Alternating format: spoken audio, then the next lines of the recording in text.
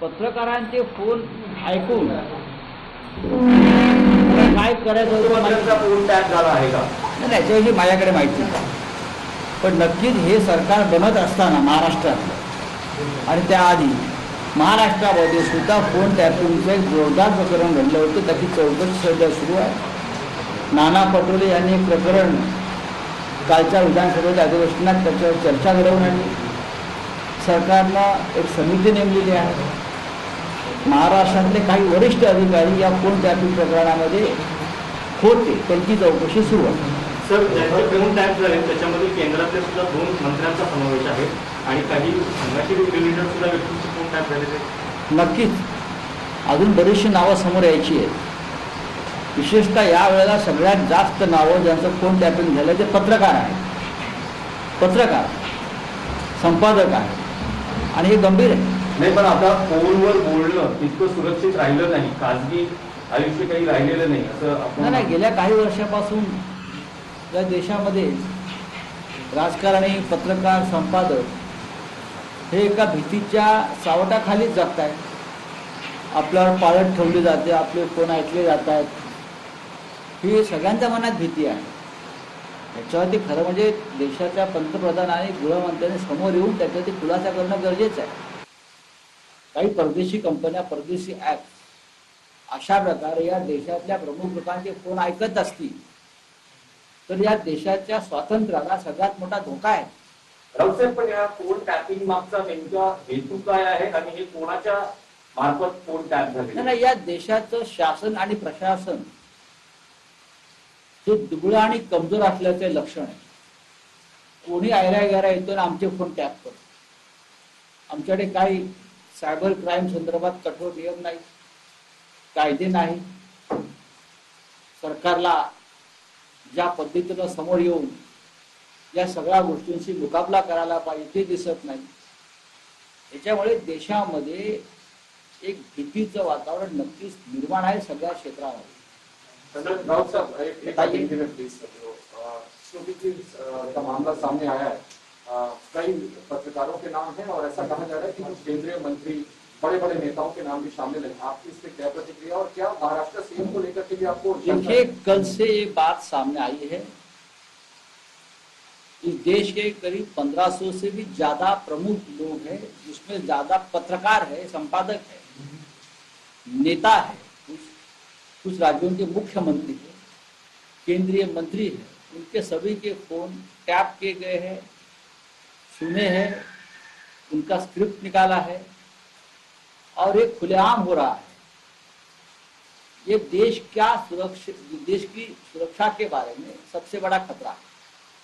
लेकिन हम देख रहे हैं बहुत सालों से, लगभग 10-12 सालों से इस प्रकार की वारदातें इस देश में होती रही है. कभी यहाँ से फोन टैप होता है, कोई फोन टैप करता है. महाराष्ट्र में भी जब हमारी सरकार बंद रही थी या बनने जा रही थी तो ये फोन टैपिंग का मामला सामने आया. लेकिन वो फोन टैप करने वाले हमारे लोग थे, स्टेट के और देश के. लेकिन इस बार ये एक विदेशी ऐप है, विदेशी कंपनी है और हमारे लोगों के फोन सुने गए हैं. उसमें से इस बार संपादक और पत्रकारों का आंकड़ा ज्यादा है. और हमारे फोन सुनकर वो क्या करने वाले थे मुझे मालूम नहीं, लेकिन सुन लीजिए. राव साहब, कई नेताओं का इसमें जिक्र हुआ है कि उनके फोन टैप हुए. लगभग 4 मुख्यमंत्री है जिनके फोन टैप हुए. महाराष्ट्र के मुख्यमंत्री उद्धव ठाकरे, इनका भी फोन टैप हुआ ऐसे लगता है? अब मेरे पास पूरी लिस्ट नहीं है, लेकिन जरूर मुझे लगता है कि महाराष्ट्र के मुख्यमंत्री का भी फोन अगर कोई टैप करता होगा तो मुझे आश्चर्य नहीं. लेकिन इसका हेतु क्या है? ये फोन टैप क्यों हो रहे हैं और कौन सी शक्तियां हैं इसके पीछे जो ये फोन टैप कर रही है? देखिए, शक्तियां तो होती है, उनका इंटरेस्ट भी होता है. ये तो कोई खिलौना नहीं है ना, ये कोई खेल नहीं चल रहा है. कोई ना कोई उनका मकसद जरूर होगा कि इस देश के 1500 से भी ज्यादा प्रमुख लोगों के अगर फोन टैप किए जाते हैं, ये जरूर उनका मकसद है. और ये देश को खतरा है, देश की स्वतंत्रता को खतरा है. मुझे लगता है देश के प्रधानमंत्री और गृह मंत्री ने सामने आकर उस बारे में देश की जनता को बताना चाहिए क्या हो रहा है. सर इसके पीछे सरकार का हाथ जो कहा जा रहा है आपको अभी हम पार्लियामेंट में मुद्दा उठाएंगे, बात करेंगे। आज सुबह ही मेरी खड़गे साहब से बात हो गई है और कल भी बात हो रही थी कि ये मुद्दा कल आ सकता है। तो आज का एक बहुत ही हॉट सब्जेक्ट है। धन्यवाद सर। काल जी सर्वपक्षीय बैठक झाली, त्याच्यामध्ये काय नेमकी रणनीती ठरलेली आहे आणि पंतप्रधान या बैठकीसाठी उशीर आले, त्याच्यामुळे विरोधकांची नाराजी होती? नक्कीच काल रणनीती म्हणाल तर जे प्रमुख या देशामधले मुद्दे आहेत, महागाई आहे, अनेक वर्षभरापासून शेतकरी गाजीपूर बॉर्डरला बसले आहेत, ते 22 तारखेला इथे संसदेवर चाल करून येते, त्यांचा विषय घेणं गरजेचं आहे। कोरोना संदर्भात जे काय गोंधळ उडाला, अराजक झालेले, त्या संदर्भात चर्चा करणं गरजेचं आहे। हे 3 किंवा 4 विषय महत्त्वाचे आहेत। त्या संदर्भात आम्ही सरकारकडे चर्चेची मागणी करू। सरकारला त्या विषयावर चर्चा घडवून आणावी लागेल। काल संसदीय कार्यमंत्र्यांनी असं आम्हाला आश्वासन दिलेलं आहे की आम्ही सगळ्या विषयावर चर्चेची तयारी आमची आहे। पण जरी बाहेर हे बोलत असले की प्रत्यक्षात सभागृहामध्ये सरकार अशा प्रकारच्या चर्चांना सामोरं जात नाही आणि पळ काढतं, हा आमचा अनुभव आहे।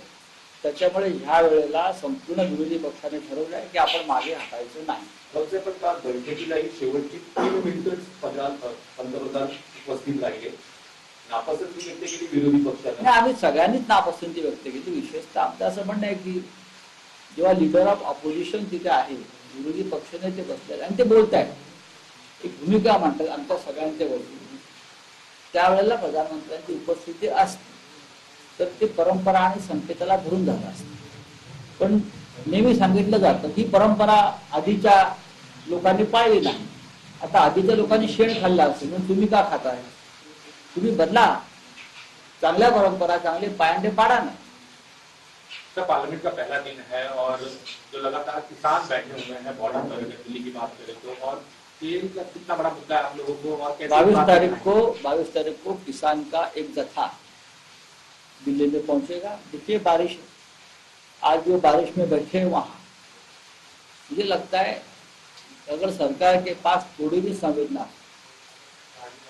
मन, हृदय